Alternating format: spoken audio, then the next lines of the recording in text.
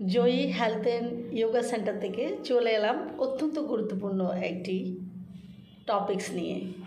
আমাদের আজকের টপিকস হলো রাতে ঘুমানোর আগে কি করা উচিত।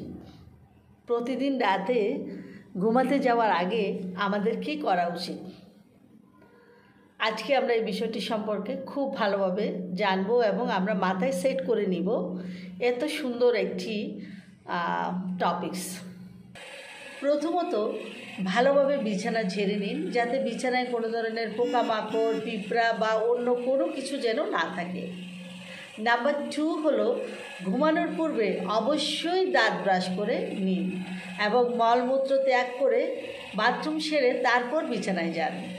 নাম্বার 3 হলো পানির পিপাসা পেলে অবশ্যই পানি পান করুন। নাম্বার 4 বিছানার আশেপাশে মোবাইল রাখা থেকে বিরত থাকুন এবং ঘুমাবার কমপক্ষে আধা ঘন্টা পূর্বে মোবাইল ব্যবহার বন্ধ রাখুন।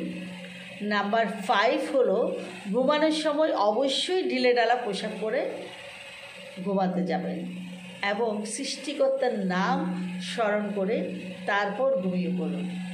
আশা করি ভিডিওটা সবার ভালো লেগেছে এবং ভিডিওতে আমরা যে পয়েন্টগুলো নিয়ে এসেছি, পয়েন্টগুলো অত্যন্ত লজিক্যাল পয়েন্ট, অত্যন্ত বেসিক পয়েন্ট। আশা করি যারা যারা ভিডিওটি দেখছেন তারা প্রত্যেকেই এই নিয়মগুলো মেনে শান্তিতে নিদ্রা যাবেন। ধন্যবাদ।